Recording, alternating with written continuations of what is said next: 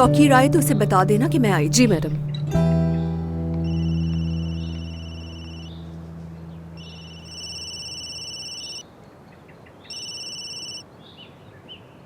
Hello, हाँ मैं ही बात कर रही हूँ, आप बताइए। क्या मतलब घर किसी और को किराए पर दे दिया? पैसे ले चुके हैं आप मुझसे। आप ये क्या बात कर रहे हैं? देखो मैं तुम्हें अपना बैंक अकाउंट नंबर भेज रही हूँ, मेरे एडवांस के पैसे वापस करो। वैसे कहाँ हैं आप? ठीक है, कहीं जाना नहीं, मुझे आपसे इस बारे में बात करनी है, बस पहुंच रही हूँ मैं। हद होती है, कैसा आदमी है ये?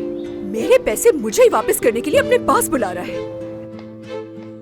बात सुने अम्मी, मैं बाहर जा रही हूँ, कुछ चाहिए आपको? मीठे में कुछ नहीं है, लेती हुई आना। मैं देख रही हूँ आपने मीठा ज्यादा कर दिया है आजकल। दिन में 2 पीस तो खाती हूँ। अच्छा अच्छा, फिक्र ना करे, मैं ले आऊंगी कुछ। नवेरा, लड़कियां कहाँ चली गई दोनों?